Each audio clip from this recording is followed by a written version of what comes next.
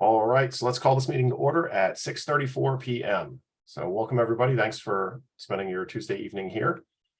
So we'll get started. We have our administrative items first. So first item is to confirm our agenda. And so I note we actually do have our county council representative, Julie Hummer, here today.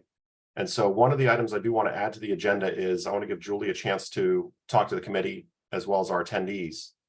I actually would be okay with placing it at a convenient point for Julie. So Julie, I didn't know if you would how your schedule looks tonight, if you'd prefer to speak up front, or if you wanted to hear the discussion about the master plan, then speak after. I'll leave that to a question to you as to where you'd like us to place you on the agenda. I'm planning to stick around the whole time, so either time is fine. I'm looking forward to hearing all y'all's comments on the master plan.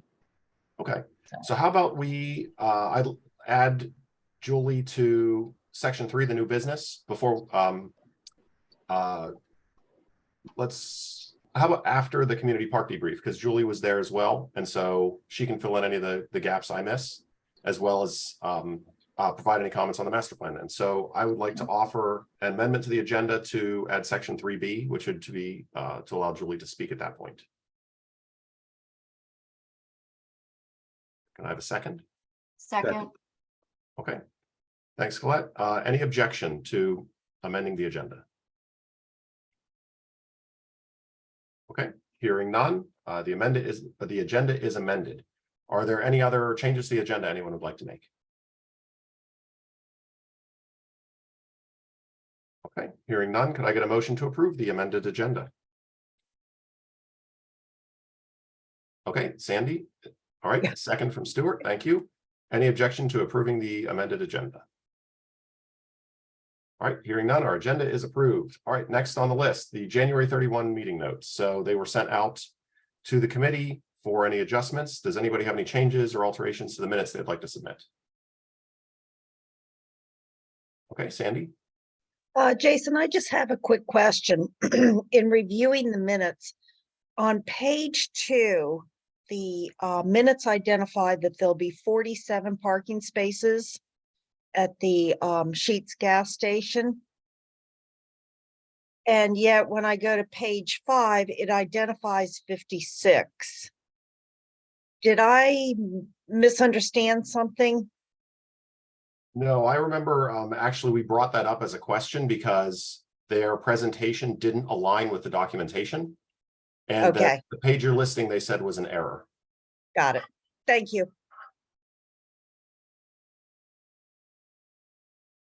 Any other questions or changes to the minutes? Okay, seeing none, could I get a motion to approve the minutes for our January 31 meeting? Okay, Abigail, is there a second? I'll second. Okay, Sandy. All right, are there any objections to approving the minutes? Seeing none, the minutes for our January 31 meeting are approved. Okay, next item on the agenda, the Odenton Town Center Master Plan review and recommendations. So Mark sent us a copy of the draft, and Mark, I will turn over to you for the discussion. Great. Okay, so again, always want to start with where we've been, and then at the end of this presentation, we'll talk about what some of the next steps are. So if you all remember, we started this process a couple of years ago, and you all had then reviewed the draft strategies and then had an opportunity to look at the draft plan when it was put together. And then there was a preliminary draft of the master plan and the code revisions that was out for public comment last spring. And I just want to make one clarifying remark is if you all remember, currently our 2016 master plan is a sort of visionary guidance type of document, as well as it has the requirements for development within it. What we're doing with this update is we're keeping the master plan as that visionary guidance type of document, and the requirements are now being migrated over to the code where they belong. And there are some benefits to that, where, for example, there have been times in our OTCAC meetings where developers have proposed something and you said, well, gee, that requirement seems a little weird. Maybe we need to advocate to change that requirement. Unfortunately, the master plan, where those requirements currently are, doesn't recommend opening it up and revising or amending the master plan until the next update, which is typically 5 years. So now when you have these requirements built into the code, the county council can propose legislation that changes those requirements in a pretty swift manner. So that's one of the biggest benefits. And again, the master plan, like our other master plans, function more again as sort of that guidance document for how there should be changes to the code, as well as any recommendations on future studies or capital projects. So from that comment period last spring, we received a variety of comments, but again, a majority of those comments primarily dealt with those code revisions. So there were some industry groups that provided us some letters with very detailed notes about changes to those requirements, because again, that's where the rubber really hits the road. That's what gets implemented, and that's what, again, most folks have to actually follow when proposing development. So we'll go through both those items, the comments that we received on the master plan, as well as comments that we received on those code revisions. So again, we've updated the master plan. The Odenton Town Center Advisory Committee has received a clean draft, as well as a draft that identifies the track changes from the preliminary draft that was out for public comment last spring. And again, if the Odenton Town Center Advisory Committee is good with that clean draft, we'd ask that you then recommend approval of that, so that we can then move to the next step of the Planning Advisory Board, or presenting it to the Planning Advisory Board. Okay, so some of the master planning comments, and again, I think some of you all have seen some of these comments before, because we gave a presentation on a summary last April. So again, some of the comments dealt with walkability, connectivity. People understand that this is an Odenton Town Center. They really want that pedestrian feel. So again, looking through the recommendations that we have, we feel that they're adequately addressed, that we note various items for filling in sidewalk gaps, creating new sidewalks, or any other, say, hiker, biker, or shared use paths within the community to create that connectivity and get that pedestrian feel. There was a comment or two about safety and the railroad and the MARC station, especially with Amtrak, the speed that they go through the station. Again, the Odenton Town Center or the county may not necessarily have jurisdiction to regulate that, but it's something that we can work with leadership on and get some more answers on. And we made recommendations actually to some of the items that we can actually implement, like the aesthetics at the MARC station, making sure that it's a welcoming and friendly environment. Especially the underpass was one of those areas that was specifically mentioned. As you can imagine, growth. This isn't a comment that's unique to Odenton. We receive this comment quite a bit at the Office of Planning and Zoning, where with the increase of population, there's some adverse impacts like traffic congestion, impacts on schools. So we do have an existing recommendation, and this is a recommendation that's also in Plan 2040, where again, we're making sure that there are adequate public facilities for when development is brought online or actually constructed. We've also heard concerns not only during this public comment period for the preliminary plan, but say over the past 5 or 6 years when there are projects proposed for gas stations or self-storage facilities, that these aren't the types of uses that you all, the advisory committee, envision within the Odenton Town Center, and especially within the core area. So we have a recommendation in the master plan, but like I said, is we have the code that we can certainly revise as well to make sure that those types of uses aren't permitted within certain zoning districts within the Odenton Town Center. So we've gone ahead and made a couple of those changes, and those were reflected actually in the code draft code revisions that were shared with the public last spring. There was a comment about accessibility for electric vehicles and especially charging stations and infrastructure to support those. So again, we do have a recommendation in there. And again, within the code revisions, we do have an item in there that we're also looking to potentially change or strengthen for more or for additional infrastructure that's required at the time of development for EV charging. Incentivizing the redevelopment or reuse of vacant commercial sites. This is a big one too, because within Odenton, some of these properties aren't being used to their highest and best use.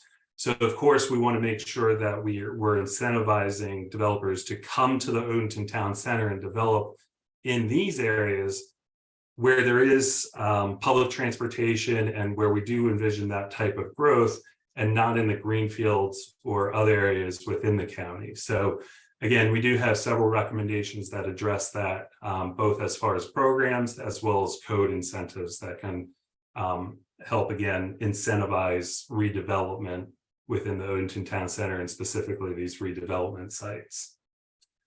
Public transportation, again, touching on that, we have several recommendations in the preliminary draft master plan that talk about even just a local shuttle bus that could operate within the Odenton Town Center, or micro transit, or even like, bird or lime scooters that could also be deployed to help people to get around if they don't have a vehicle or don't want to use the roads. It's a good alternative. Protection and incorporation of the history of Odenton into public spaces. This is an important one. And we realize that Odenton is the town that the railroad built. So we do have recommendations that talk about developing historic signage and markers, and even taking it one step further for folks that were at the public meeting for the community park at the library. There were suggestions about how to work in some of those interpretive signs or interpretive features within the park. So a lot of exciting stuff that could happen with recognizing the history within Odenton. So there were also some comments about making sure that because Odenton is the place where we want development to happen, that we're not then losing sight of protecting the environmental resources or natural spaces as development gets built. We do currently require in the 2016 master plan, and we're advancing that requirement forward, that 10% of the site needs to be green area. And again, that's one of those code items, but the master plan also recommends some additional strategies to protect the environment. A comment about public utilities and replacing failing private septic systems. There was a capital project many years ago that extended water and sewer lines, public water and sewer lines into the Odenton Town Center. And again, at this point, it's up to the homeowner to connect to the public water and sewer. But again, it is available. Incentivizing the implementation of stormwater management practices and facilities. So again, there's a recommendation that addresses this, and there is also the option for developers, if they need relief from certain requirements in the code, that they can pursue the bonus program. That's the term from the 2016 master plan. We're renaming it the incentive program, where developers, if they're looking for relief, they can provide some type of environmental benefit as some type of compromise to that relief. And then lastly here for master plan comments, There were comments about the library park. We built in a new section in the master plan that sort of explains those activity spaces and the community amenities a little bit more. And it also has a feature on that community park as well. Support for minorities by promoting businesses, art, recreation, and programming. Again, we do have a new recommendation based on that comment to ensure that park amenities are culturally appropriate and can be used by all ages and backgrounds. And then as far as businesses, the Arundel Economic Development Corporation does have an inclusive ventures program that provides mentorship, access to capital, other educational programs to help support minority businesses. And then lastly, there was a comment about more coordination between the Odenton Town Center and Fort Meade. And as you know, that we do have Chad Jones from Fort Meade. He's an ex officio member on the advisory committee, so he's certainly plugged into the work that we're all doing here. And of course, we do also echo that type of additional work in the master plan. So let me pause there. I know I ran through that pretty quickly. Hopefully that's a little refresher for everybody, or that you were able to go through the master plan track changes document and see where we made certain changes based on some of these comments. So anybody have any questions or comments?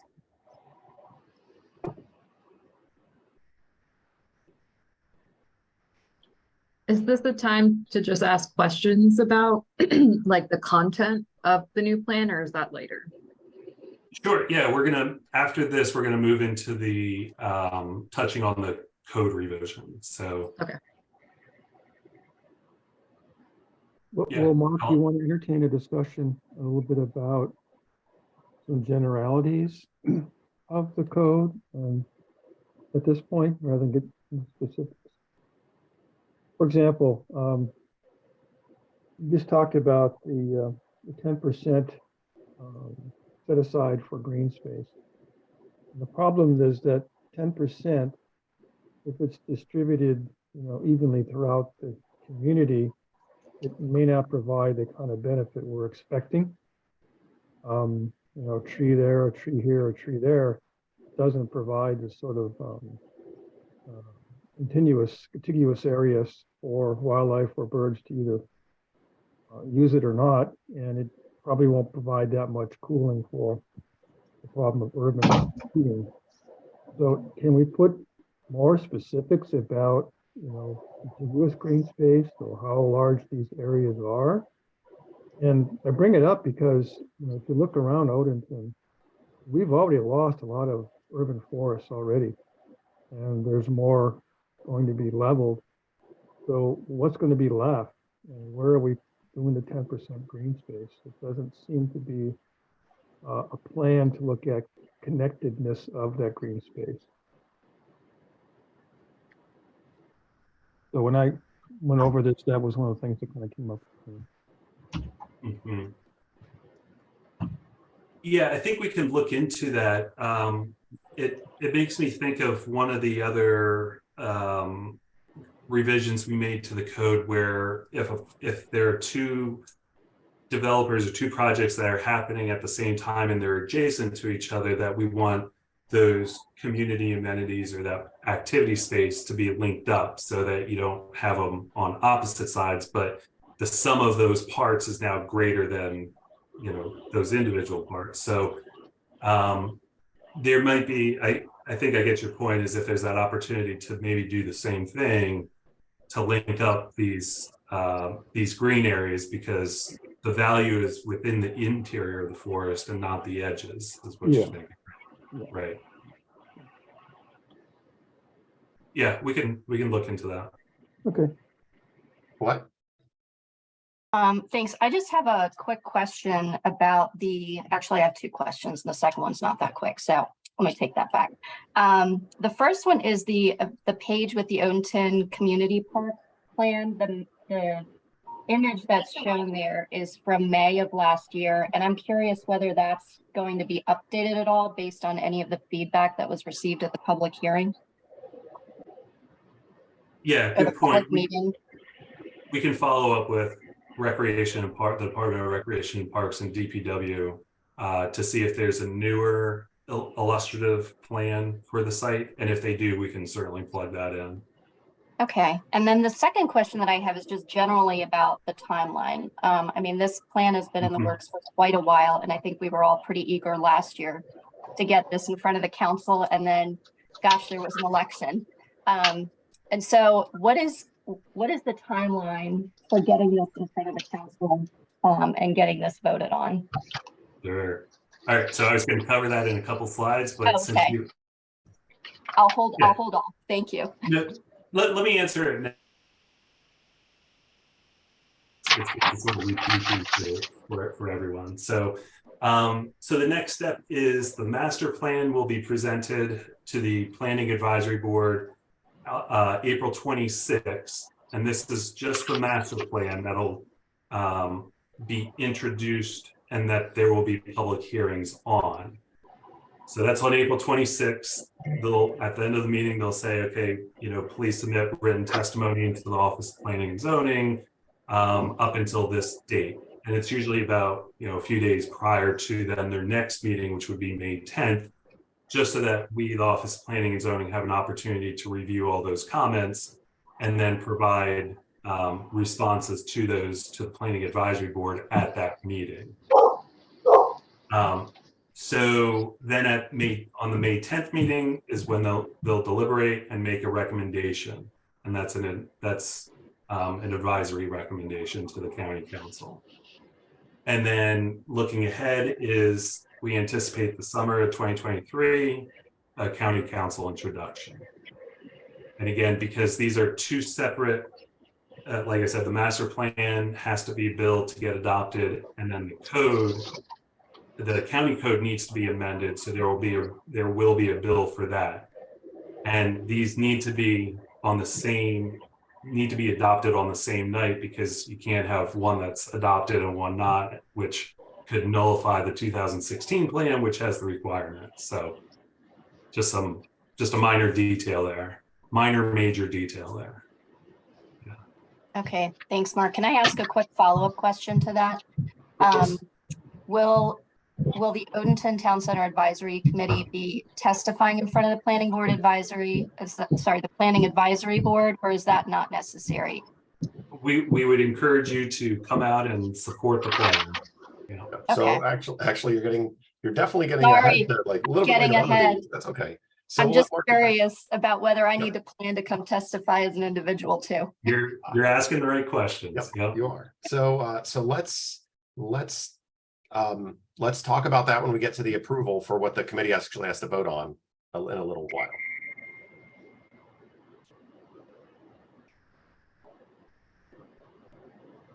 Okay. Any other questions about the master plan and the master plan edits from the preliminary draft? Okay. Move on to the code revisions. So again, the Office of Planning and Zoning, these are quite detailed. It requires a good bit of research and coordination with other departments to make sure that we're not conflicting with other sections of the code. So one of the comments we had received was adequate public facilities for schools. And if folks don't know, currently, if you're developing in the core, you don't need to test for schools. And then that's an incentive for developers, because again, this is exactly where we want development, around the train station in the core area. So again, we understand the comment that schools can get crowded very quickly. And so we do want to evaluate that comment and if any changes are necessary.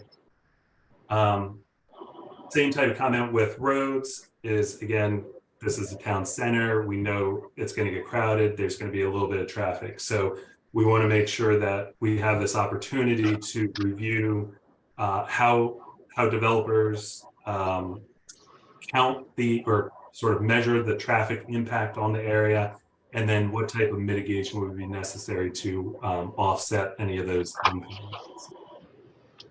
Then there's the scope. So currently, certain projects may be exempt from following the Odenton Town Center Master Plan and the requirements if they fall below a certain amount of if the project that's proposed falls below a certain percentage or square footage. And that's really just so that we don't get caught up with people proposing sheds and having to follow unnecessary design guidelines for a shed or something like that.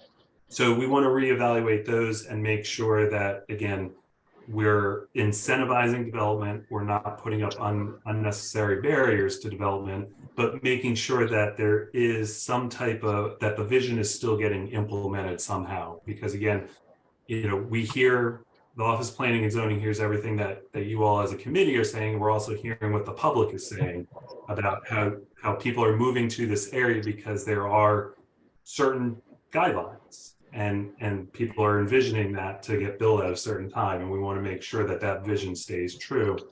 So we want to make sure that there's this balance between what may get exempted and what doesn't get exempted from these code revisions.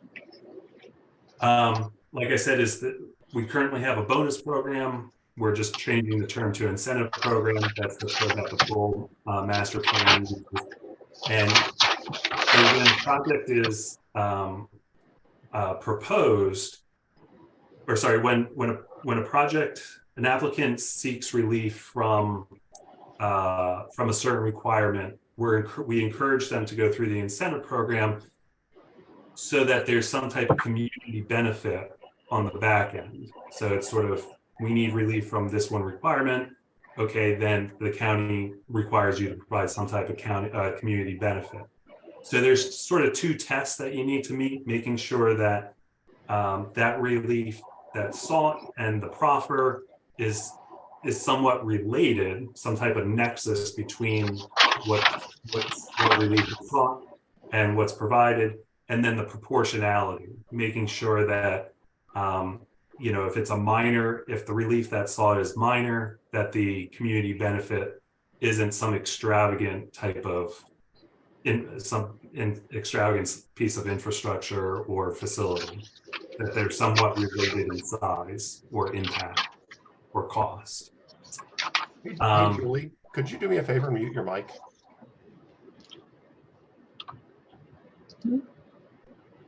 Thank you. All right. And then we received a lot of comments about flexibility, that there's not enough flexibility in the code. So currently developers or applicants have the opportunity to request a modification, pursue the incentive program that we just talked about.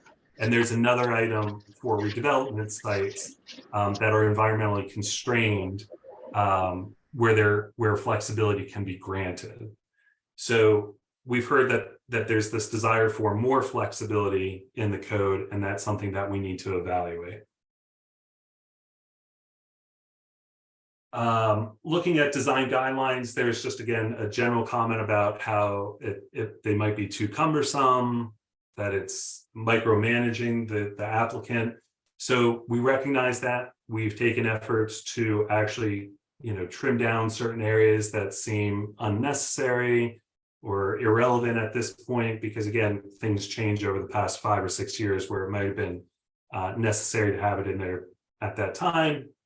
But fast forwarding to now, is it really necessary?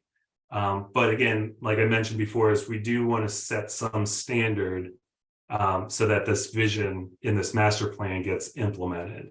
And again, there is always that relief that the applicant can pursue of a modification, incentive program, or this one item in the code that allows flexibility for environmentally constrained sites.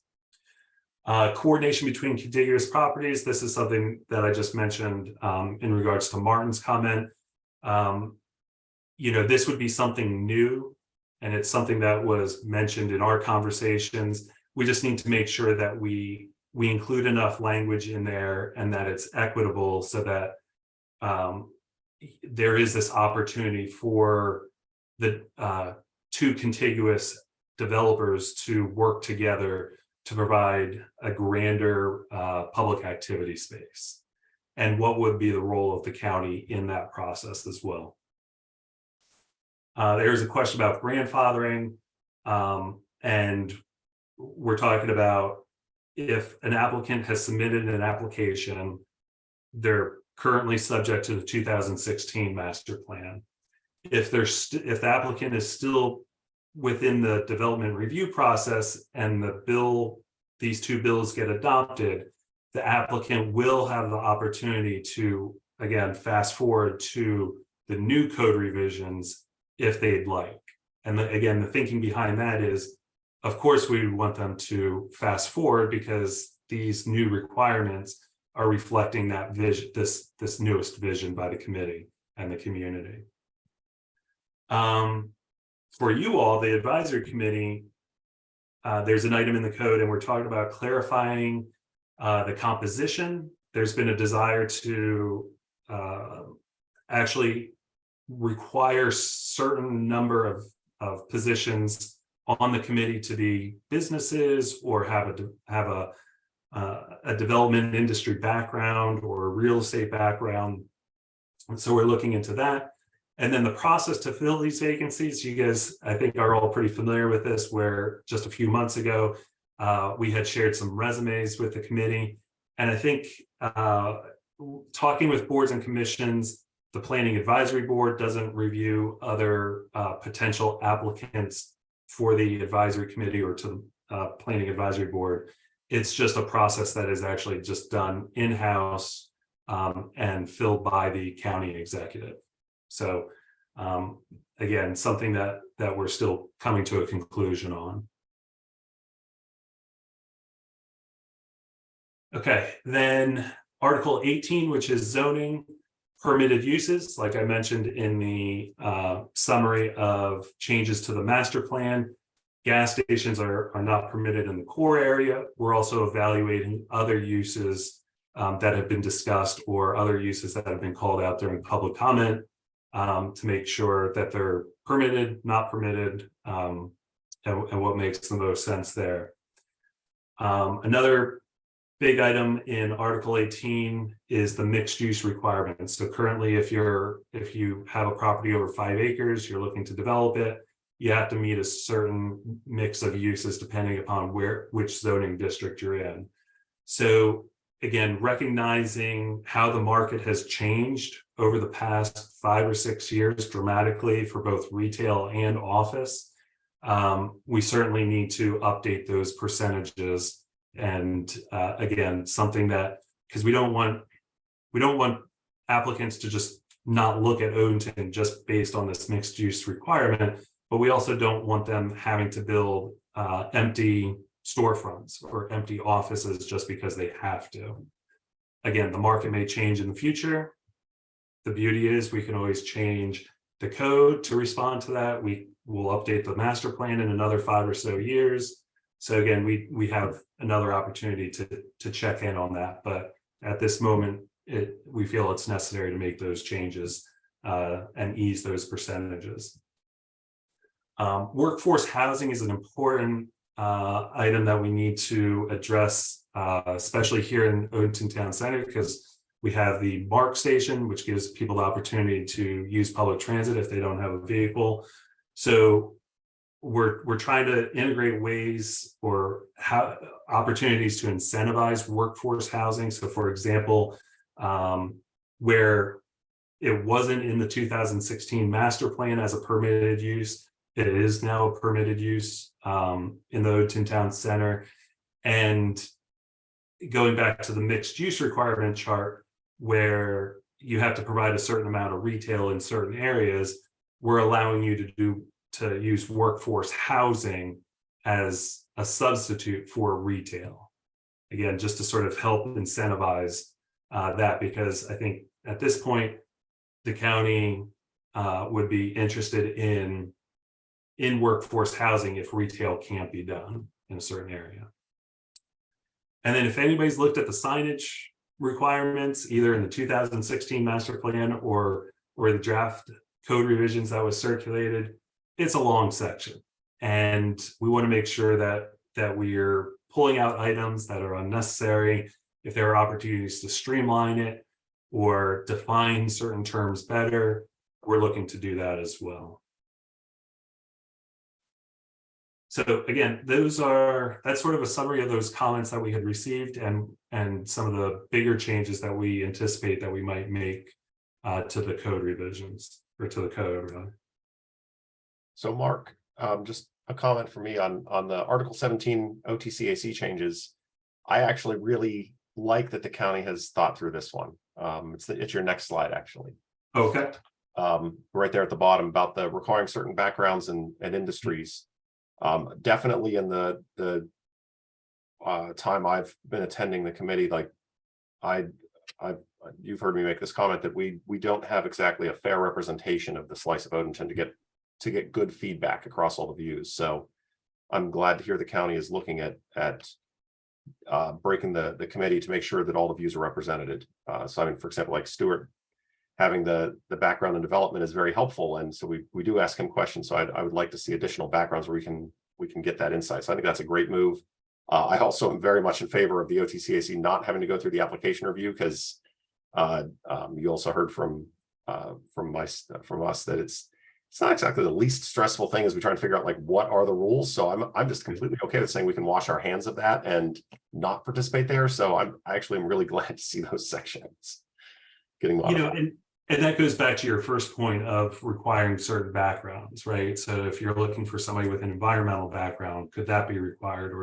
Or like I had mentioned, somebody with a real estate or developer or local business background, that's then now baked into the code, and you're not having to write these letters saying, hey, we really do want these types of these backgrounds of applicants. So Yep, great point, because the committee has told the county that I think in the past 3 letters about applicants that we really would like certain backgrounds to help with the discussion. So I'm very glad to hear that's in there. Yep. Mark Stewart here, just a generalization, and everything is reasonable that's stated, but it's still the developer is the bad guy. And I just want to point that out, that developers develop where county allows them to develop. And this has been on the books for 50 years. There's trees that are going to come down, I'm sorry. And there's also 80 acres that will never be developed because it's wetlands. And that's not unusual. So, everywhere everyone else lives right now, there were trees and they were taken down. And now we're trying to provide goods and services for the folks that have moved here, which is along Annapolis Road. And it's not going to be Bethesda as everybody envisioned 30 years ago. It's just not. The properties don't lay out as such. So just got to be reasonable. And I think that as we see projects coming about and we're reviewing them, I think that some of that reasonability is come forward. And with regards to roads and stuff like that, used to be up to the county. You told us developing a place, if the roads are a problem, fix them. And now it comes a lot of times to the developers. So, and I understand that to a certain degree, but everybody's just got to really understand, we're just trying to follow the plan. You guys are trying to make sure that at least the spirit of the plan is followed. But some of the things that you want to happen just don't happen in areas that we're trying to create a town center. Like I said, trees are going to just come down and stuff. Where the park's going to go, trees are going to come down to put a park in. So there's just a balance, and there's places where it should be preserved and it will be preserved, and it is preserved. But the 2-3 blocks off of 175 from Sappington Station all the way to 32 and into Fort Meade, that's where we want the development to occur. And it's very concentrated in reality. It's not over a large area. When you look at the area that's being affected with regards to what is canopied, so to speak, there's very little coming down as a percentage. A lot of the properties, there was already something there. There was no trees in front of Fort Meade, so to speak, as you go all the way up. And the properties that are going to be built by developers are going to improve what's there. And it will be planting trees and plantings that aren't there now. So just, I'm just putting that out for my developer brethren. But again, you know, the things in here are certainly things that are reasonable, and the community has spoken. And I'm glad that people came out in the community and spoke, because it shouldn't be, you know, the 10 of us or whatever on this committee that decides really what happens. You know, we're just want to guide what the community wants. So thank you for your participation, everybody. Appreciate it. Thank the county as well.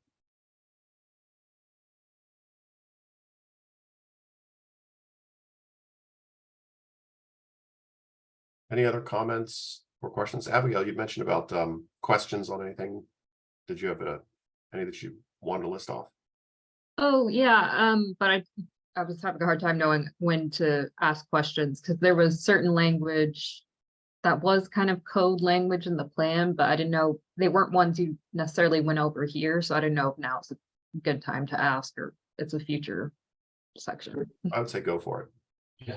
Okay, so I was curious there was a language talking about like the diversity of housing, and it mentioned townhomes and single family homes. And I was curious of, given those two and are kind of dominant along with the apartments that are being made, have we been considering like duplexes or triplexes or four, to kind of even further diversify? Like, does the code allow for that right now?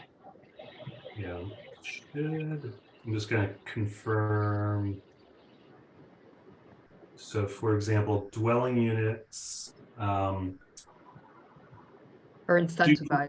Yep. So duplexes and semi-attached are permitted in all zoning districts. Multifamily is permitted in all zoning districts except for the historic core area and the two sides of the historic district. Single family detached are not permitted in the core, because again, we want the density in the core area. Townhomes are permitted in each zoning district except for the historic core area. And then we have a variety of other types of housing for group homes, housing for the elderly, workforce housing. And again, for the most part, those are permitted throughout the Odenton Town Center. For the multifamily housing that you mentioned, does it specify what it refers to, like the definition for that?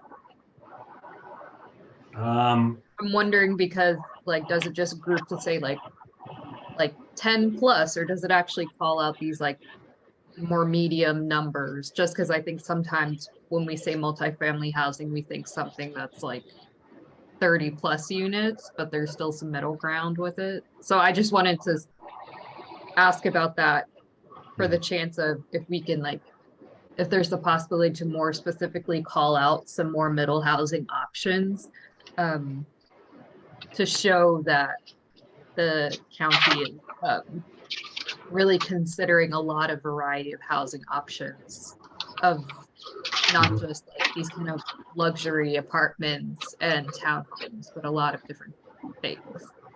Right.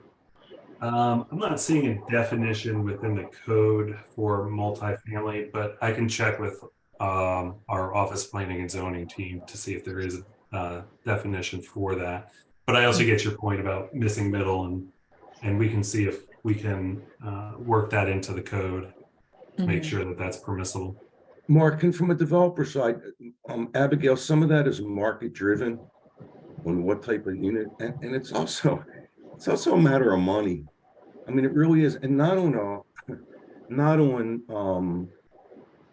just on trying to make it, because you got to mitigate all your costs in buying the land and developing the property and your stormwater management. In order to do that, you have to have a certain amount of units or a certain type of unit. And then, like in Seven Oaks a long time ago, they built the back-to-back units, and they're not favorable anymore. So a lot of times it's just driven by, by what the market is. But, as far as I know, what's developed, and I did 124 townhouses in the town center, and some of them are the townhouses and they have garages. And on the other side, we did 2-story townhouses with retail on the lower level. So that was something really different. Mhm. One of the things that hurts is implementation of too many things in the town center. You know, the guys on Hale Street are gone again. You know, that we're going to do the moderate income housing, 150 units. Took too long, too many issues that weren't major issues that had to be dealt with, and they're gone. Now, hopefully that doesn't happen to the folks that are developing right in front of Fort Meade with their moderate income housing. You know, and I hope that goes through and that those folks are processing now, which I understand it is. But that's one of the things that just happens. But it's a great question, and again, but it comes down to, you know, what is somebody want to buy at this point in time?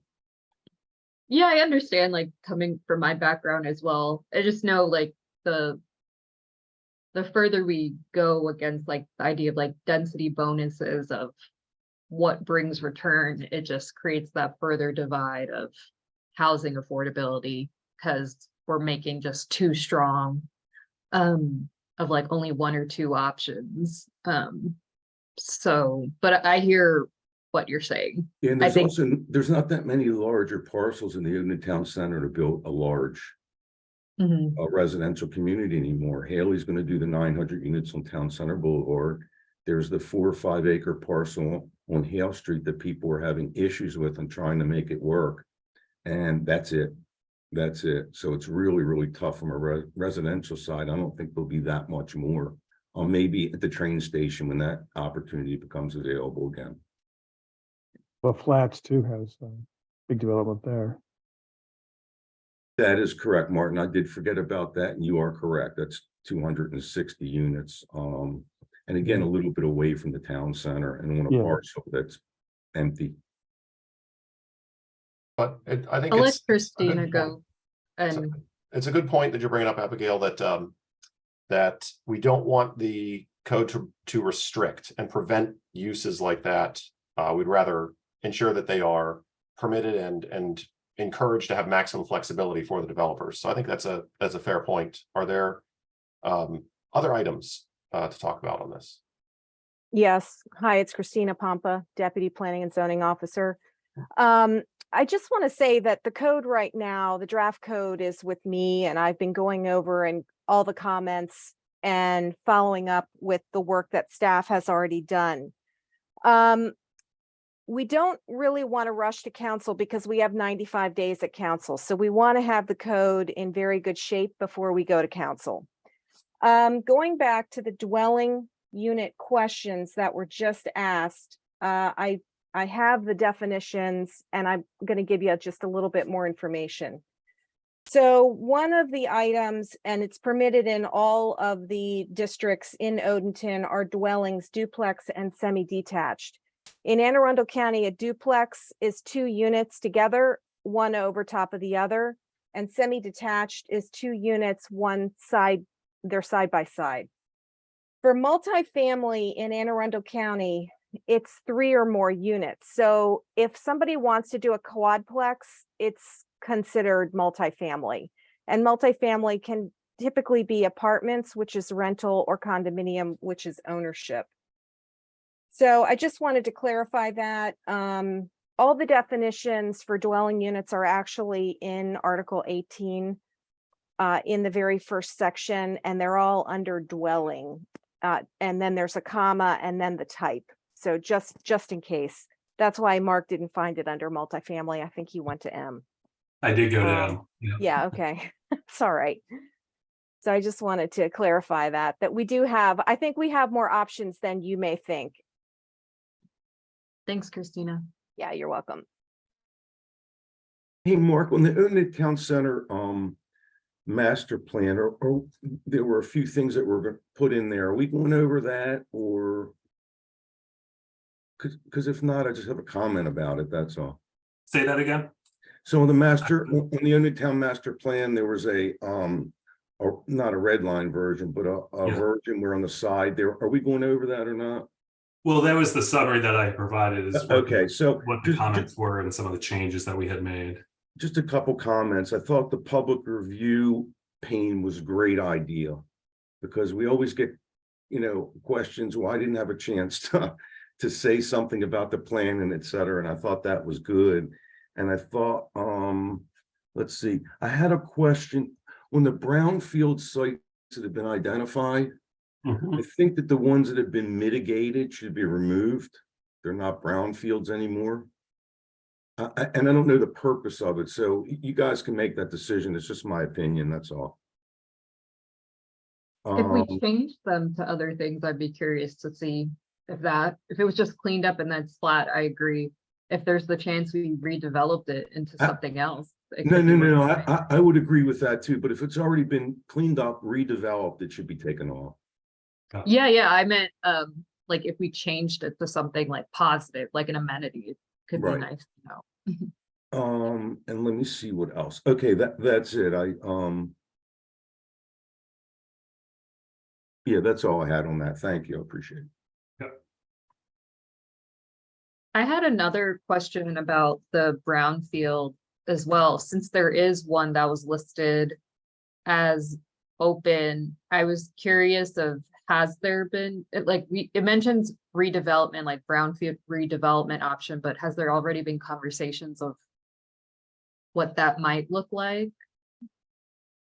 I'm just scrolling up here to. So that's the Academy Yard future phases. So yeah, that's the presentation that we had received a couple of months ago, I believe, that showed development on the Academy Yard site and in the they had the different phases for that development.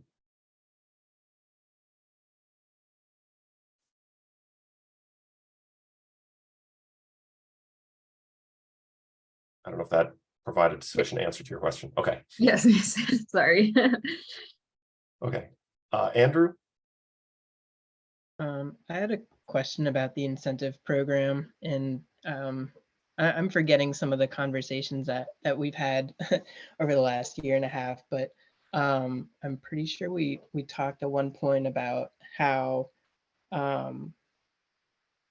developers can use the incentive program or the bonus program to help their development move through, and they make certain concessions or provide certain amenities. But I want to make sure that we are taking this opportunity to make sure that any relief or proffer that is being used is continued or maintained if there's a change in property ownership. Okay. I think we can add an item like that into the code, right? Yep.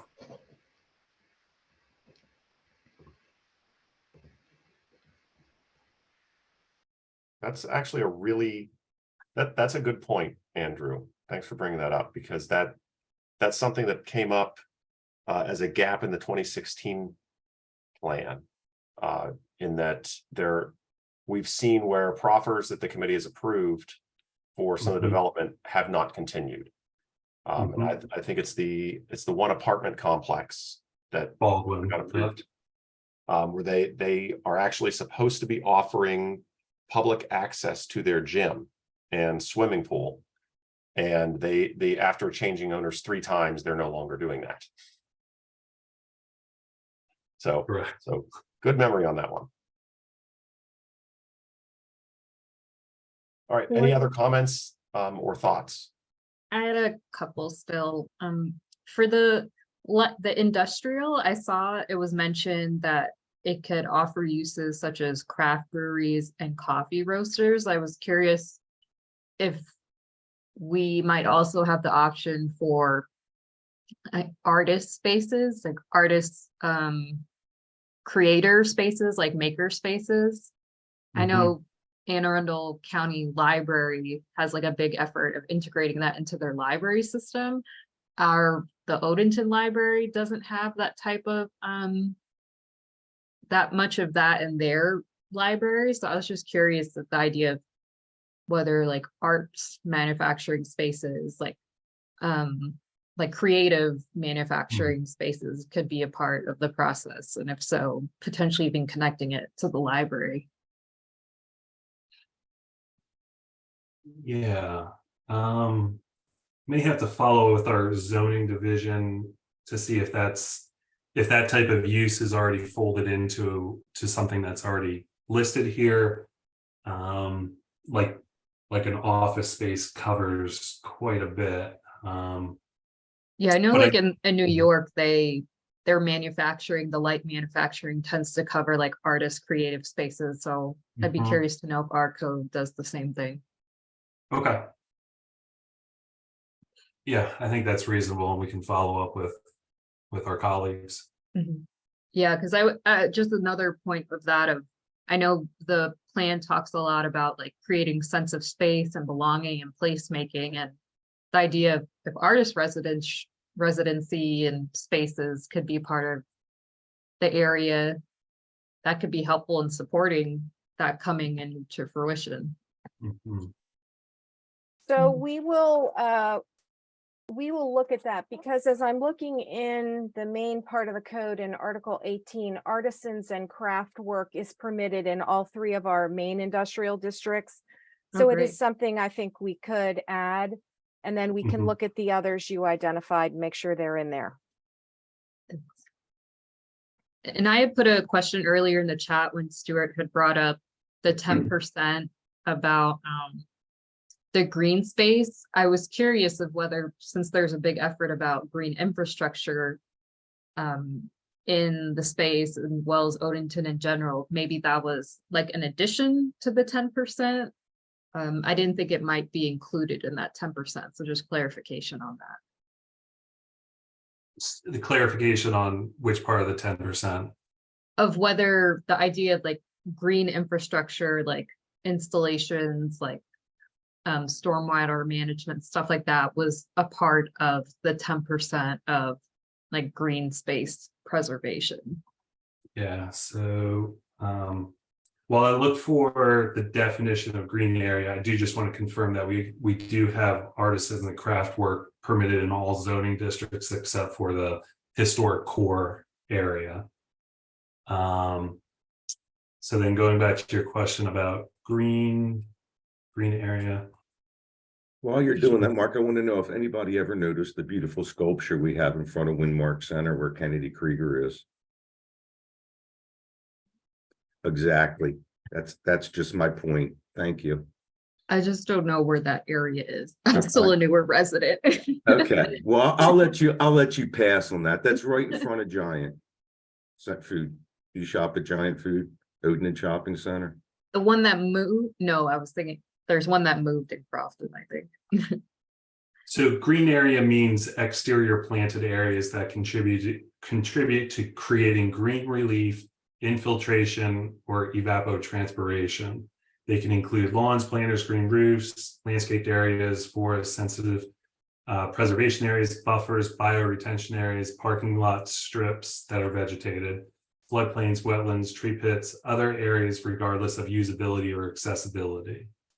So it sounds like it includes it then. Mhm. Okay. And I just have one last comment of, in reviewing the plan as we're talking about spaces, I want to understand a little bit more of when there was an evaluation of the population and the potential growth of the area, if Mhm. there has been any conversations about what demographics Odenton might be targeting of who it's expects to be growing, like at a certain, if it's like younger people, or if it's more acknowledging there might be a growing older population, because this is an area that has a lot of kids and families, and I don't see as much space as around for like adolescents or teenagers. We don't, there's a lot of articles that have come out recently about creating spaces for young girls or teenagers, and how the development usually only caters to either adult businesses or maybe younger kids, super younger kids for parts, but teenagers or younger folks in that middle young age range are often missed when we think about development. So I'd like to like have there be a little more consideration to what we Yeah. have for like the youth area in Odenton. So off the top of my head, I'm pretty sure that the Odenton Library a couple of years ago completed a project for a teen center within the library. So I understand that's within an existing facility, and maybe you're asking that there are more sort of recreational outlets for that demographic. I'm just looking over our strategies because I thought we had one that talked about making sure that we have facilities for all ages. Yeah, because I think right now it's just like teenagers have that they can walk around Watch Chapel. And that's really the only thing around for them. Not really like a local YMCA or community center place like Yeah. that for kids here. So we have a strategy that says study the feasibility of a community youth center to serve the Odenton and neighboring communities. And there is the Severn Community Center that's being built by Van Bachlen. But I think we do have a few, partner with local community organizations, PTOs, religious organizations to identify spaces, facilities, and programs for families and youth.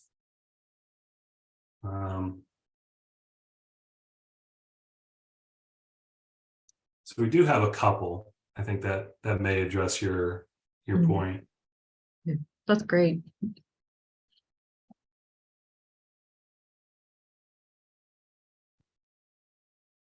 Okay, so let me bring up this slide again of next steps. Again, at the end of April, we'll introduce the master plan.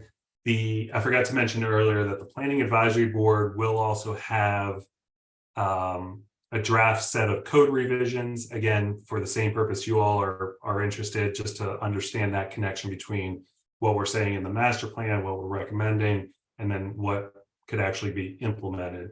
So they'll have that, but again, the public comment is strictly for the master plan. That's what the Planning Advisory Board, that's the purview of the Planning Advisory Board. So again, April 26th, it gets introduced, the public hearing is opened. A few days prior to May 10th is when written testimony will be accepted, or up until a few days prior to May 10th, rather. And then on May 10th, they'll deliberate and provide a recommendation to the county council. And then in the summer, we're looking at a county council introduction. Okay.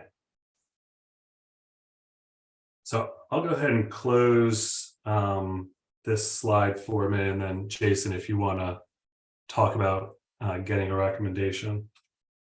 Sure.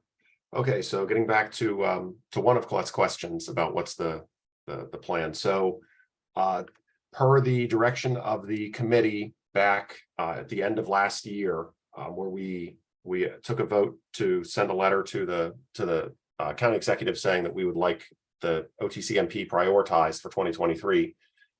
So we waited for the election to intervene and that to settle out, and we sent our letter on February 7th to the county executive, and so we have that.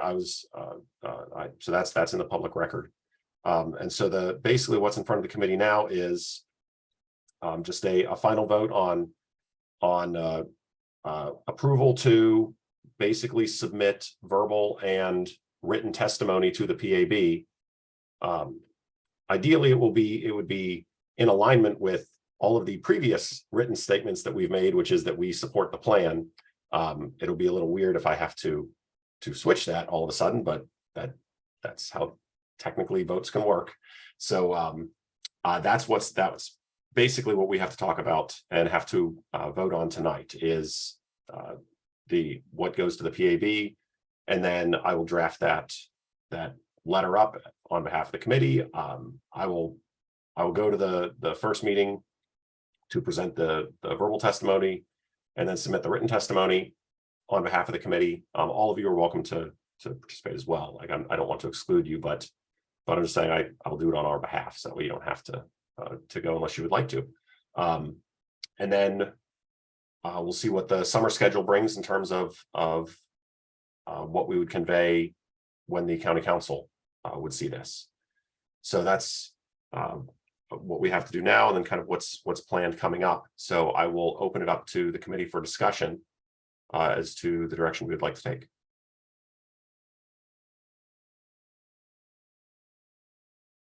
Anyone have any? For Any comments or clarification, thoughts? Jason, for clarification, are you asking for direction as far as a letter of support or a letter of non-support? I mean, is that what you're asking now, a vote for that or discussion on it or? Right. or So what are it we- base- and then what, and then based on that, what something would be sent? Yes, so I need to, the committee has to take a stance on the direction that we're sending to the PAB. Because we haven't formally said, here's what our stance is to the PAB. Colette?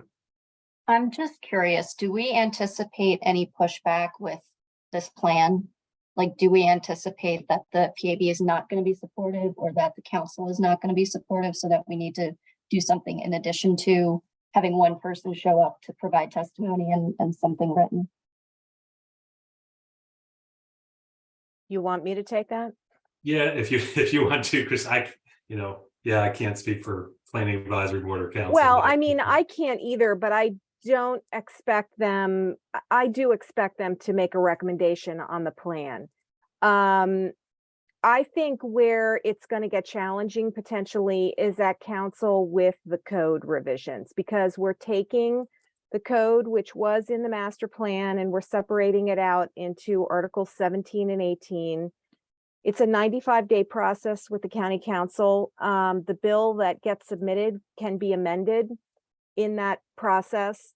And just speaking from my experience in 2021 with the with Plan 2040, the General Development Plan, and then in 2022 with the Green Infrastructure Master Plan, there can be surprising amendments. So I think it is helpful to have the supporters there to, to say we think it is a good set of code regs going forward. Okay. And I think the other point too is Jason can be the voice of the advisory committee, but you all can also voice support as residents. Can we all get matching shirts? No, I'm kidding. We're not getting matching shirts. I think that's a great idea. But I do think it's something for us to be aware of. And once we have those dates for the public hearing in front of the council, then It will more probably be folks that public show up, the hearings. better. Yeah. Plural, right, Christina? Can you testify more than once though? If you've testified on one issue, Yeah. can you come back and testify again? Yeah. Oh. Yep. Julie, I'm so sorry to hear that.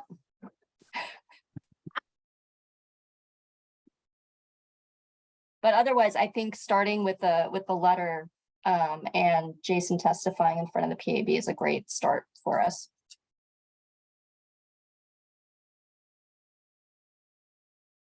And when is this happening again? Or is there a date? It was April 26th was the first PAB meeting, then May 10th is the second PAB meeting, which is tentative still. And then the submission for the county council would be during the summer. So I That's just what want to say one thing about the county council. They take a recess in August, and bills only have 95 days to get completed. If you introduce a bill in July, you lose all of August. So our calendar is going to depend on how fast we can get through everything and how comfortable we are with everything. My goal would be to try and get it into council in June, but if we miss that, we're probably going to have to wait until September. But we will keep you all apprised of how it's going. And again, we have to send the plan and the code together. If the plan gets adopted without the code, we have no code for Odenton, and that's going to be problematic. So they have to go hand in hand.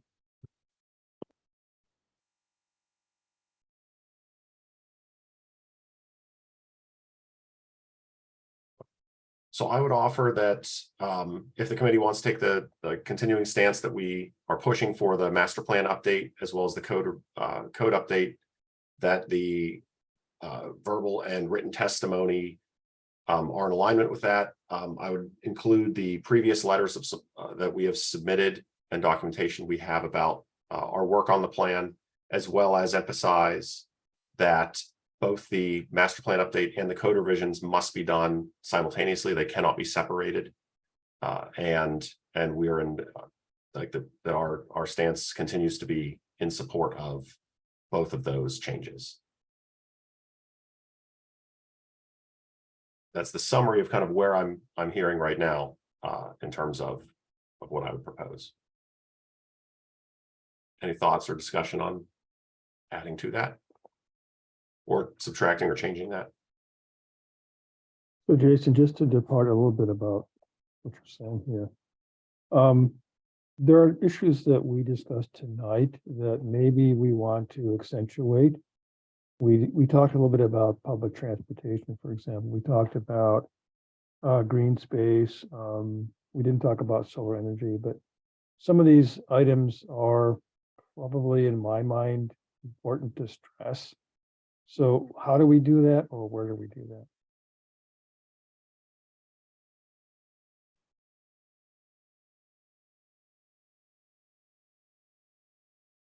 Martin, did you stop or are you continuing? Well, I stopped. Yeah. Okay. I couldn't tell if you all of a sudden dropped off and we're still talking. So, okay. So I think that what you're saying then, Martin, is some of the highlights for what the master plan, like some of the changes that we see as positive. So for example, the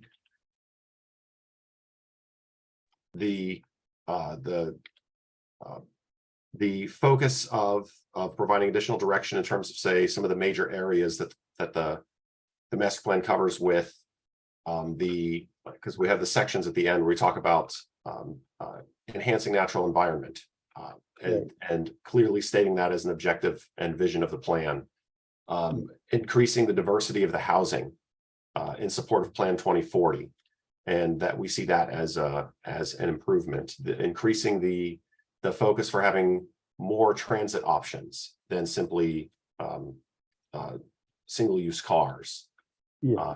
Increasing, let's see, I'm just quickly skimming through. I think I could list off certain highlights from these sections covering that, if that would meet your need, but what you're proposing. Yeah. I think that's what I'm getting at. Okay.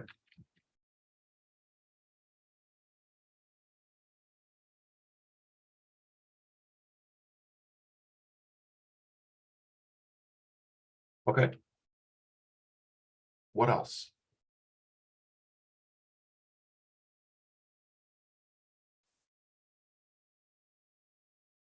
I think we've spent hours on this. Move it along. Seriously, man, over the past year and a half. Kick this out. What's another 4 or 5 minutes and because we have spent Stuart, hours. I'll give you you would 4 not minutes. have liked planning. You would have not liked urban planning. Let me tell you why, because planners plan and developers develop. Mhm. Okay, and I think these conversations are good, and I think I think they are, Martin. I'm not disagreeing with that, but I think we've gotten to the point where we've just Well, the team is- exhausted it. Our comments are in, we're getting our notes in, our letters been in before. We've spent Okay. hours and hours and hours at night on the plan. I just think no matter what, you're always going to find something you're going to look at again. I mean, it'll never be. Well, I think our team coming together too with all these ideas is really helpful. And No, I agree. Okay, Jason, you ready for a motion? Yes, I am, please. I move that we support the plan. Okay. Perfect. With all of the items that we have discussed. Yes, with all the items that we Okay, discussed. excellent. Keep Thank it you. simple. All right. Is there a second to that motion? I'll second that. Okay, Martin, thank you. All right. Any further discussion? All right, hearing none. All in favor of the motion to continue our support of the plan, produce the testimony, as we've talked about, emphasizing the enhancements we see and the need for the plan and the code changes to be made simultaneously.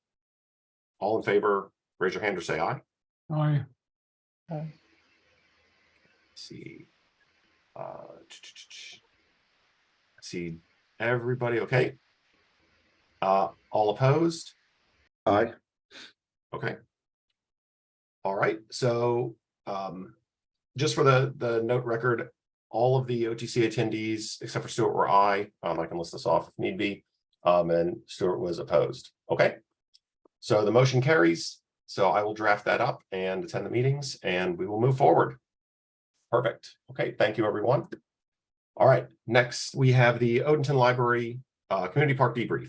So that was several weeks ago. I will be honest, I forgot to look up on my calendar when the exact date was, but it was, I just wanted to give a summary, and then if you were there, feel free to please add on comments. So just some of the highlights. Basically, the county did a good job of showing what phase one was. It's definitely not the full picture of what we had talked about for many meetings as well. There were a few interesting and surprising comments that came up about really it was handball. I did not realize that handball was so prolific. Pickleball. Pickleball, sorry, not handball, pickleball. Pickleball is like apparently How did like you forget? wildly, you're right, I shouldn't have forgotten. Very It's a divisive. wildly apparently. prolific sport that just I was amazed. I was like, I don't even know what pickleball is. So I apparently need to, I'm like living in the Stone Age. So also the amount of noise pickleball generates was kind of under discussion as well. And so there was good, robust comments, feedback, and debate about pickleball. But I think that overall it was a good meeting for at least those the everybody's concerns to be heard. I did not hear anything that to me would be a showstopper for anything that we have supported. I also don't really see like Jason's personal opinion, see the comments as saying that like pickleball is not going to happen, because there was pretty robust support in like very much in support of having pickleball happen at this community park, just equivalent to opposite. And there were interesting mediators trying to like broker what if it's a different sport or move the pickleball elsewhere. But the last comment I heard, which actually was interesting, was the proposal that the county basically do eminent domain of Academy Yards and turn that entire field into a park because people were tired of seeing it be concrete. So one, the county should not do that. I think that would be very bad, because we have seen plans where that is actually going to be developed. And so that there is going to be a positive move forward there for the community that people will start seeing. But it was just interesting to hear that, okay, there's seemed, at least from a small number of vocal people attending, that the frustration that Academy Arts is still what it is. And so I'm hoping that we start seeing some progress there. Abigail, Colette, do you have any, and Stuart, I know you were there at the beginning, any additional comments or thoughts? No, I One was just- question. Go ahead, go Abigail. ahead. I'm sorry, go ahead. I was wondering if we have a like outreach group that's special, like who's been contracted out to do the outreach efforts for this plan, because it seemed like the folks who were facilitating were all the technical side, and it seemed like they were struggling a bit to manage the room or the temperament. I felt like obviously there was some hostility and stuff from the people who were at the meeting, but I think potentially some type of outreach specialist group who has expertise on how to handle those situations could have been really helpful. Stuart? I'm wondering where the rest of the plan is that we see in the Odenton Town Center book. I mean, I just didn't see what we envisioned, and is it being split into two plans now? And they spent so much time emphasizing the specimen trees and trying to protect them. And if that's their emphasis, I don't see where they're getting the rest of the park in there at all. So I'm just kind of curious, and I left a little early. But like I said, I just didn't see where the entire plan was showed, how it's going to be staged, so to speak, in order to get that whole thing. And you know, I thought the whole thing was funded. I thought the whole thing was being designed. I'm not sure why the whole thing isn't being built, as to my understanding, based on what I saw was being presented.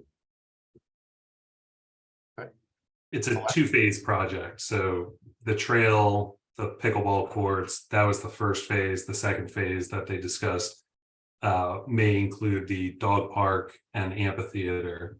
So Mark, there's my point, man. I mean, go to Howard County. They built this huge park with ball fields and this and that in a year.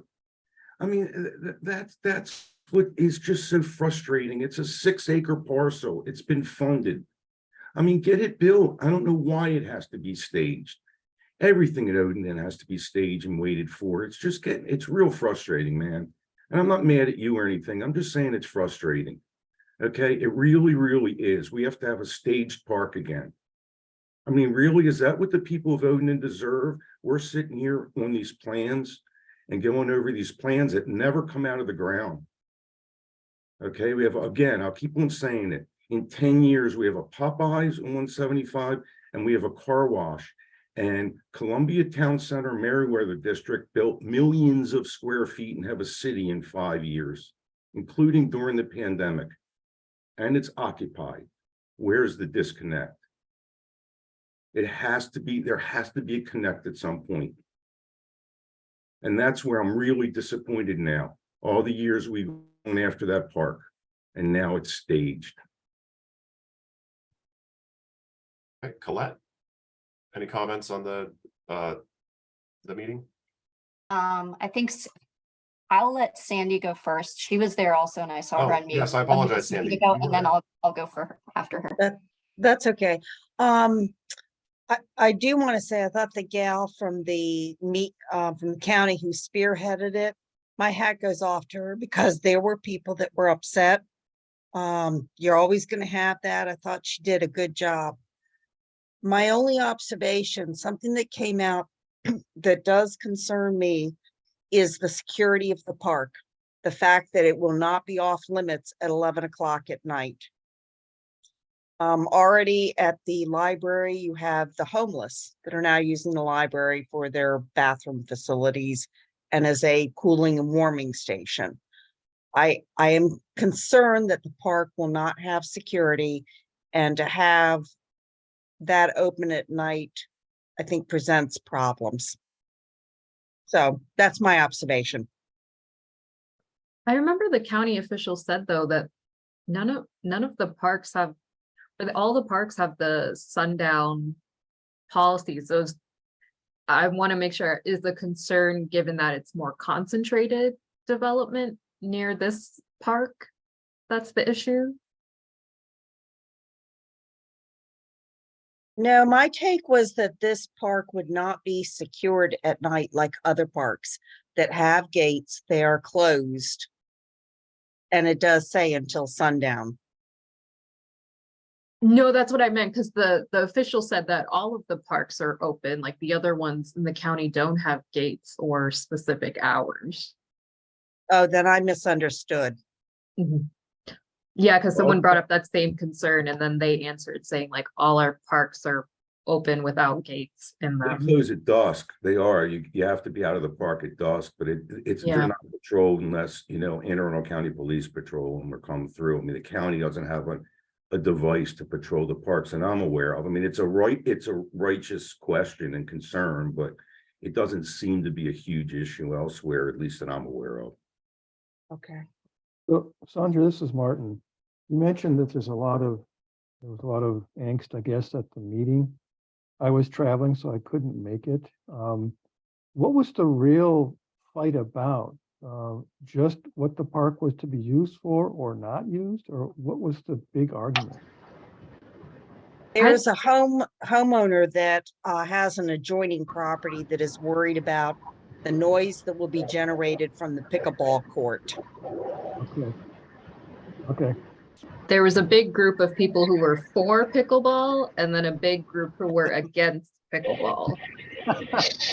Then there was like one person who seemed concerned about the wildlife and wanted to know like why that area had to be developed and not like the industrial area that's vacant right now. instead, like why that site was chosen. We can give them an answer, though. A vacant site's a brownfield site and it can't be a park. Okay, so Colette, did you have any comments? Yeah, On I the think Odenton? just two quick comments. I was actually really pleased with the number of residents that showed up at the meeting. I mean, I have been at community meetings where no one shows up, which I know is not always awful either. But I think it was actually really nice that the room was so packed that people were standing all around. There was, there were people there with their kids. I mean, I felt it was a really good representation of the diversity of the community that we have. And then I also actually really appreciated Jason's comment about the placement of the pavilion within the park and several other people mentioned it afterwards as well, with how you have to walk all along the path to get to the pavilion rather than having the pavilion closer to where the playground is and some of the other amenities, so that it could also be used by any events that are happening at the library. So I thought that was a really good observation, and I hope that an updated plan keeps that a little bit. Thanks, Colette. And then before we leave this topic, Sam did a little bit of research in terms of like how long we've been looking at these pieces. Sam, I didn't know if you wanted any of the highlights of like just the backstory of the park and the OTCAC real quick. Yeah, sure. So I kind of got into kind of the history of the park and kind of where it stemmed from all the way back through the older notes from 2016. Originally stemming from an old University of Maryland project that partnered with the county to kind of develop a core area green space, kind of referenced the library, the Nevada Avenue site, and kind of proceeded from there, eventually making its way to 2018, when I think that's when the official kind of word came down from Parks and Rec that they were looking at the library site originally as the West County Swim Center site, but determined it was not feasible, but then to determine that the park is feasible from there. So this project has been a long time coming, and it's kind of nice to see some members on the committee who were participating way back in 2016 until they were members on the committee. But yeah, like I said, park has been pretty frequent topic of conversation since the posting of those meeting minutes back in 2016. And if folks remember, was it Andrea that started a petition? Or Bridget, I think, started the petition. Bridget O'Connell. It was it was at the chamber. Okay. Yeah, it was the West Anne Arundel County Chamber that's now the Central Maryland Chamber. We all handled that for at least 3 or 4 years prior to 2016. So that's how long, and that's my frustration on why now it's ready to be done and it's being phased on a small 6-acre deal. I mean, that it's frustrating. It really is, being in this long. We're finally getting sidewalks. That was 16 years so far. So that I want to make sure we give enough time to Julie to be able to speak. So that's for those of you who weren't there at the meeting. And saying again, I apologize for that. Yeah, you were there. I should have listed that off. So thank you to everybody who attended. And more to come. There are going to be more meetings where, again, voicing our support, as Sam Stewart said, it's years in the making. There were previous OTCACs that were in support of this, and so we're just kind of carrying the torch of those previous committees to make sure that this gets done. So so more to come. Next, Julie, welcome. Hello there. I know many of you, those I haven't met. I'm Julie Hummer. I'm your new county councilwoman for District 4, and I just want to echo on the meeting. For the library park, going into it, I was anticipating perhaps there'd be some people upset about, cutting down trees or something. I did not expect the battle of the pickleballers, and it really got heated. They were yelling at each other across the room, and I was like, who knew that this emotion came out about pickleball? But I followed up with Parks and Rec afterwards, and they are actually looking at some possible changes to the plan where they could maybe move the pickleball courts a little further away from the one resident, and looking at the pavilion, and perhaps putting a fence around the one resident's yard to dull the sound. So it seemed, so I think that we're looking for ways to be minimal, but I do love, I don't disagree with Stuart that this has taken way too long, but I do think it's going to be a great project. It really is going to open up what now is inaccessible to have some great green space in the community. So I'm looking forward to it, and we just got to keep it moving. But and thank all of you. I know many of you have been working on this project on the Odenton Town Center plan and everything for years and years and years. Stuart, it's how many decades now? Going back a long way, but I appreciate it all. That's a long time. And as I'm listening to all of your recommendations, many of them are the same recommendations for good, smart growth and development and redevelopment that I'd like to see all over the county, not just in the town center. So I really appreciate that you're echoing a lot of those things, and some code changes that I think would be beneficial to many areas of the county. So I'm looking forward to looking at the final report and how I can help steer this through the council so that we can get the changes made to finally get this plan through, because I know it's been on hold for a bit. But thank you all for being so thoughtful and addressing so many of the issues that are important to everyone for quality of life. You know, I don't think people are opposed to development, but they want to make sure it's a development that enhances their lives and meets the needs of the people who live here. And I think y'all have really balanced that very well in this plan. So thank you all.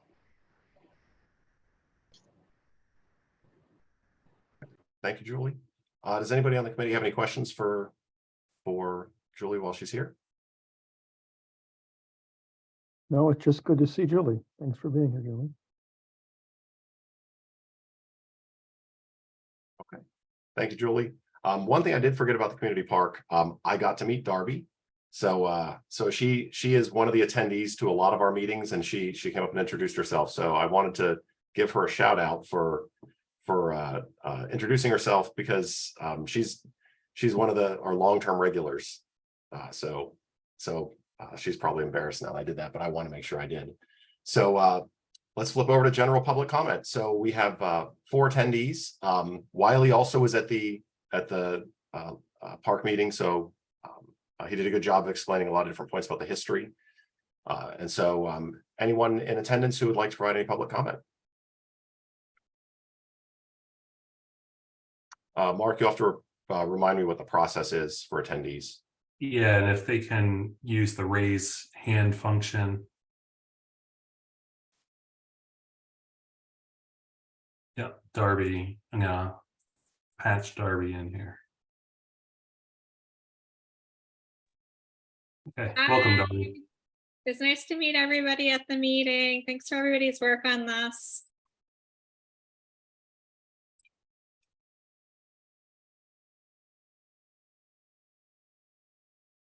Thanks, Darby. Appreciate you you coming tonight. Okay, I see Wiley's hand is up. Yep. Yeah, can you hear me, Mark? Yes, we sure can. Okay, I just wanted to say that it was the plan was very well presented, Mark, and I appreciated it. I listened thoroughly, and waiting for the time when it can be approved. But as far as the park goes, I'm 1000% in favor of the park, and if we could get it into 1 phase instead of 2, that would be great. So thank you. Thanks, Wiley. Thanks for coming tonight.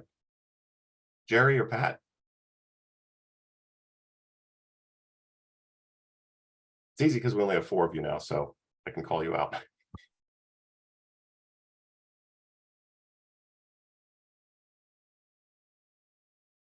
Okay. Hearing none. Christina or Julie, any final?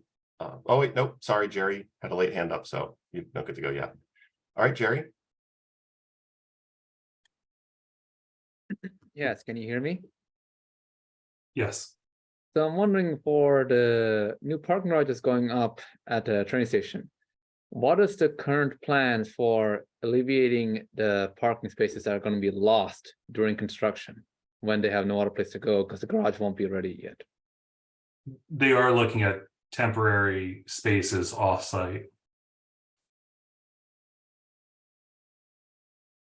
So have they, well, I'm wondering, is that something that's still in the process? Is there any place where I can go look up the documentation of where they will be parking?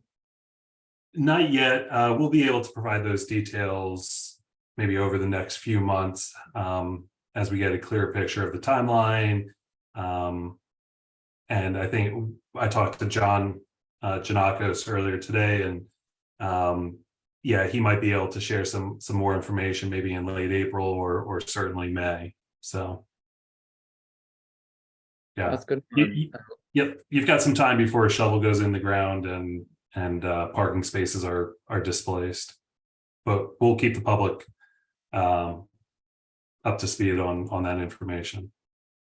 Right, and the last thing is there going to be actual signs placed up about the loss of the spaces, so that people who don't follow will be able to know?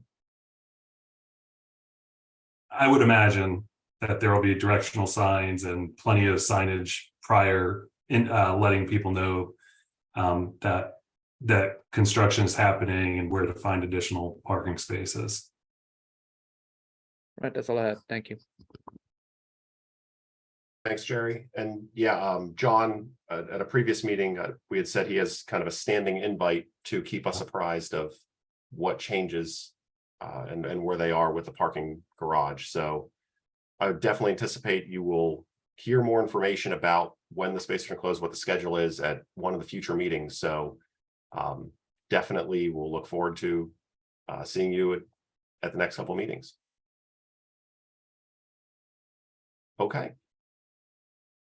So Christina, any last thoughts for the committee? No, I will look forward to seeing you all at the Planning Advisory Board and at the County Council for the master plan and the code. Thank you for having me tonight. Thanks for coming tonight. Appreciate it. And Jason, I just have one final note for me. Mhm. I mentioned this before, I think, on a previous call. I was in Annapolis Town Center over the colder parts of the year, and they had an ice skating rink set up at one end. If you've not been over to the Annapolis Town Center, it is really done well. See what you think, but I think the ice skating is gone now, but that was a big draw for Annapolis, as well as the way they have their restaurants there. Nice variety of restaurants and shops there. A new place is going in where Gordon Biersch was. It's supposed to be a little different. That's going to be exciting. And it's just a great place. I got a mural they put up on one of the walls in the town center area, which really adds a nice focus, some art there. So I just bring it up again as a good example of what I think is a successful town center. That's all. Thanks. Okay, thanks, Martin. Julie, any final comments for the committee? Okay, thanks. Anyone else in the committee? Any final thoughts, comments? Yeah, I just want to give an update. Mark, I don't know if you're aware of this or not. I would hope so, but I met with State Highways on the East Odenton and the traffic situation that we discussed in the plan and the traffic lights. And the reason why it came about is the sidewalks that they're now doing surveys on. And there are sidewalks now planned on both sides of the road from Sappington Station all the way to the traffic to 170, and it'll be on the shopping center side and on the other side. So I was just really pleased to see that, because that's something that was important to do both sides. So just an update on When's that going to that. happen, Stuart? Pardon? When's that going to happen? That good question. So right now they're finalizing plans. They said that they'll probably have the plans done by the end of the year. There's no acquisitions needed. So they hope to start it sometime in 2024. Okay. Yeah, so really I was really pleased to hear that. That's longer than the park. That's a great update, though, Stuart. Thank you. Yeah, And I encourage the state highway engineer to take a look at the traffic lights we talked about. So Mark, he's gonna set up a meeting. He's getting the county folks and the state folks out there to do a site inspection, which they rarely do, but they're gonna do it in this case. Yeah. So I'll keep you abreast. Anyone else in the committee? Any final thoughts? Or comments? Okay, seeing none, could I get a motion to adjourn? so moved. Okay, Stuart had his hand up first. Martin, can I get a second? Yep, second. Okay, second from Martin. Any objection to adjourning the meeting at 8:13? Okay, seeing no objections and hearing none, our meeting is adjourned at 8:13. Thank you, everybody. Thanks, Have a everybody. great rest of your Tuesday night. Thank you.